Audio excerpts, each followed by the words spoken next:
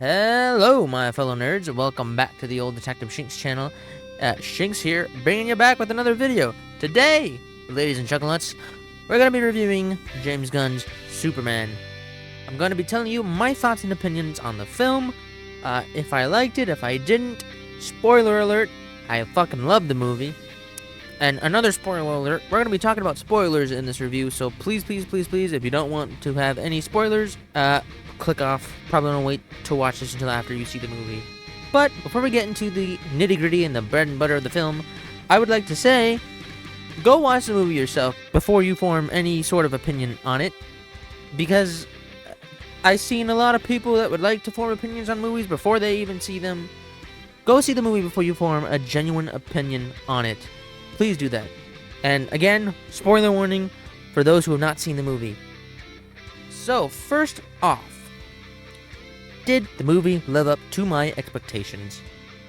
It fucking blew that shit out of the mind, bro. My mind was blown. I was, as a comic book fan, mind blown.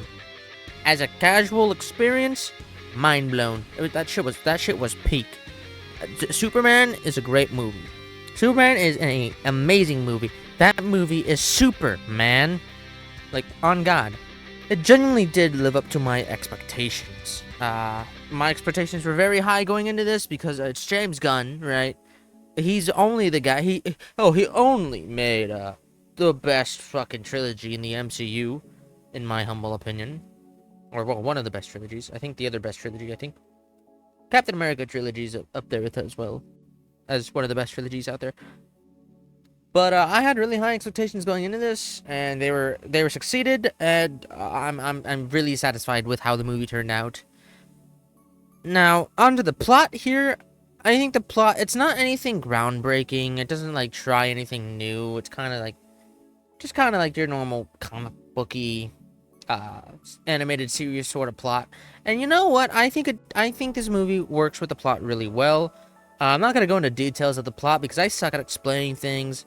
But, like, there's a bunch of different, like, sort of mini-stories that all kind of lead up to the end.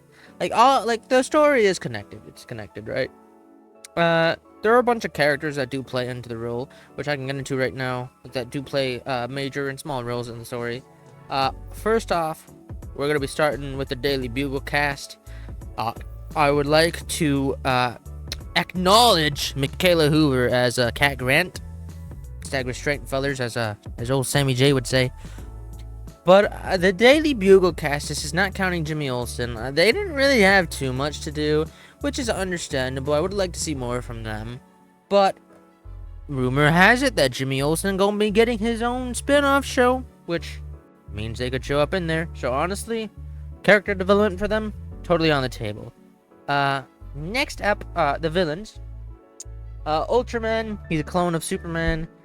My theory is, after that ending, which I'm not going to talk about the ending, of course, I gave you guys a spoiler warning, I'm talking about the ending. He gets sucked into a black hole. My theory is that black hole isn't a black hole, but, well, obviously it's a black hole. But my theory is that leads to, like, some other dimension, where it's, like, Bizarro World or some shit, and then that clone is going to deteriorate and become a Bizarro. The engineer, in, first of all, Maria Gabriela de Faria, I think she did a pretty good job with the role. She didn't get too much to do, but I think as a bodyguard for Lex Luthor, I think she was pretty good. I have no complaints there. Eve Tessmacher as well, being Lex's girlfriend, being actually a big point in the movie. Her entire thing, obviously, she's been taking selfies through the entire movie.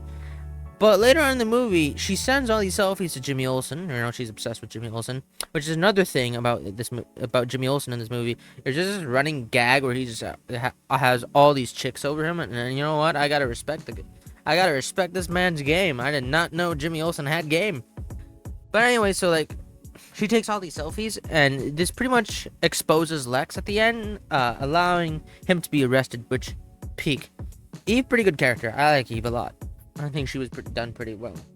Obviously, the big bad himself, Lex motherfucking Luthor. This man is the greatest hater in all of the DCU, and we only have 2 projects to show for that. which is hype. Like, this man, Nicholas Hoult, put on such a great performance. This is like the best version of Lex Luthor we've gotten in live action, and it's not even close, honestly. Like, this man did such a good job. I mean, it's Nicholas Hoult. He's always good in his movies, right? So, like, I can't even put into words how good I thought Lex Luthor was. His performance was out fucking standing. Jimmy Olsen, again, I like this casting. I like the running gag with Jimmy having all the girls around him. That was kind of funny in my opinion.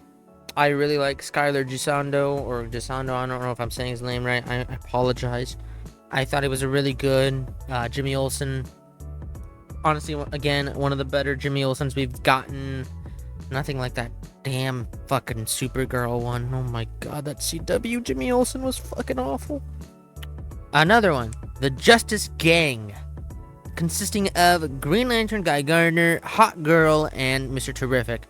I will say, Hot Girl did not really get too much to do in this movie, which is a little disappointing, but I'll allow it because this movie has a bunch of characters. They work around the characters. I think even though, like, a lot of people complain that movies having too many characters, I didn't see anybody complaining during Avengers Infinity War, so, like, fuck off. It can have as many characters as they want. As long as they're done well, I think that's fine. But, the Justice Gang.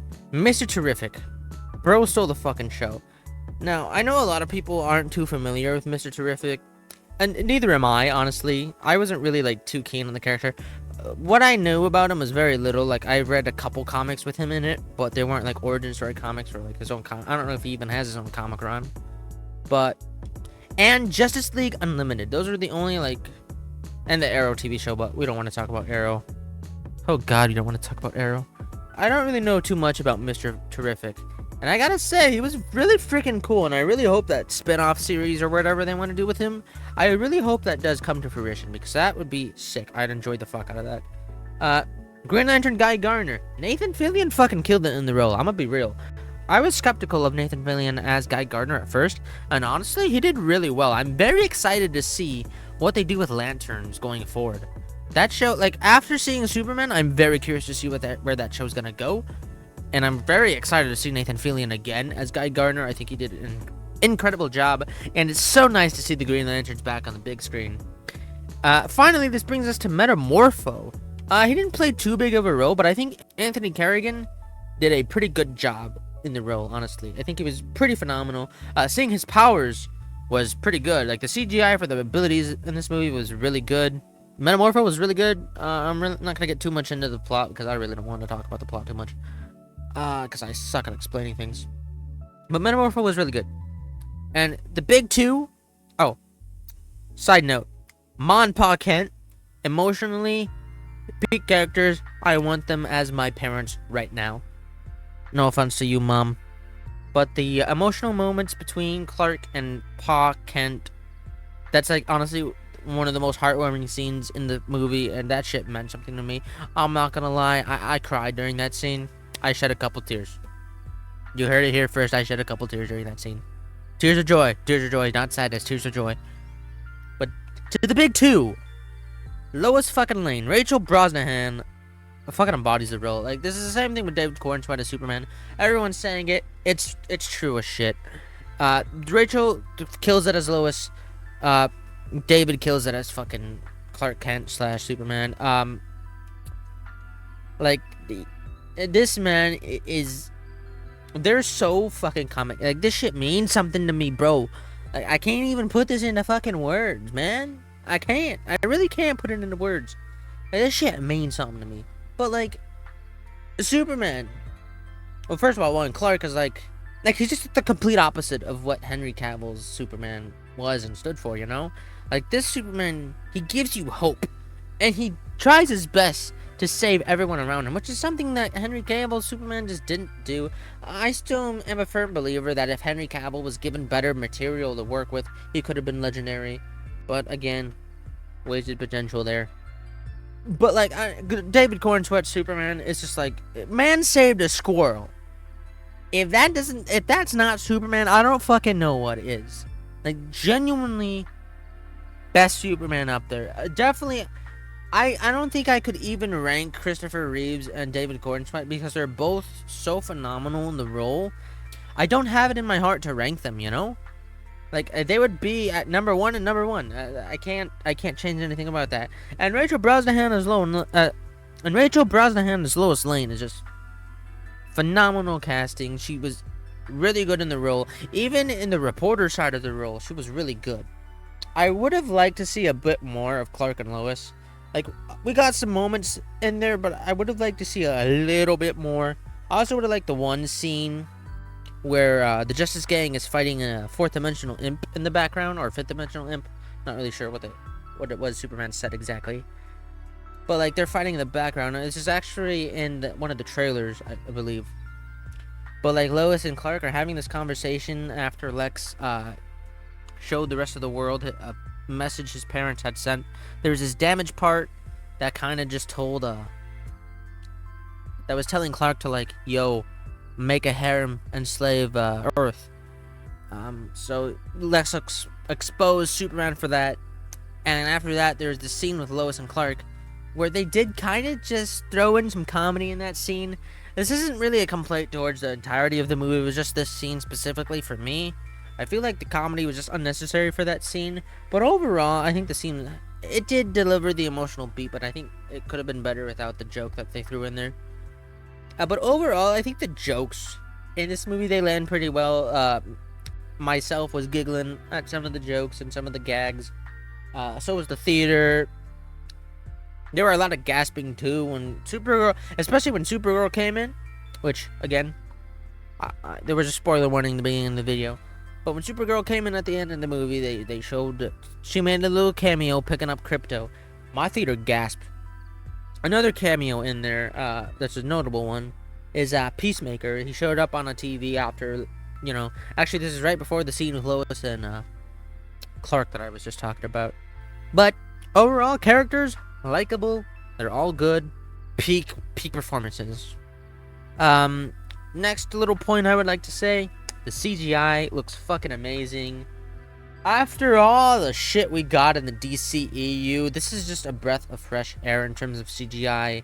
As well as, I think the cinematography it's a little weird, honestly. I'm like, kind of like curious as to how they shot some of this stuff, because I'm not the biggest like cinematography person out there, but I'm like, it looks different. I like it. I think it looks good. I'm not gonna go out and say like it looks beautiful or anything, but I think it looked really good in my opinion. And the action was pretty good in this movie. It's definitely how you expect Superman's action to be. The powers of Green Lantern, Metamorpho, Hawkgirl, all these characters looked really well. They had plenty of time to do the CGI, and they fucking nailed the fuck out of it.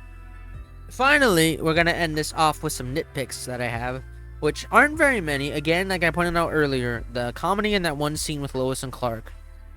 Yeah, you know what? I don't really have very many critiques. I'm not gonna lie. Aside from that one scene, I don't really have very many critiques. I don't think I really have any complaints, honestly, about the movie. None that I could think of off the top of my head. Jesus. But overall, this is a really good film. If you're a comic book fan and you love Superman, you're probably gonna end up loving this movie. I think even casual moviegoers, I think, will have fun with this movie. It's really entertaining. The message is there. You know, be a kind person. Even to those who wrong you and shit. It's like, it's just peak. It's just absolute cinema. Absolute cinema. I tell you, it's in the title. But yeah, if I had to give this a rating, I'm gonna give this a 10 out of 10. I don't give a crap. It's my video, man. 10 out of 10s all across the board. Go see the movie for yourself. That's it. That's all I gotta say. Go see it for yourself. Form your own opinion on it. It's really good. Some people might not think it's good, but that's a-okay, man. Everybody's entitled to their own opinions. But anyways, if you guys enjoyed the review here, leave a like, subscribe, comment your thoughts on the movie if you did see it. I would like to hear some people's thoughts. Even if you disliked the movie, please tell me what you disliked about the movie. I'm actually very curious to see. And don't be no Snyder thing. If it's a Snyder related, don't even bother commenting it. But either way, I'm gonna wrap this up here. Superman's amazing, or should I say, Superman is super. Thank y'all for watching, and until the next one, take care.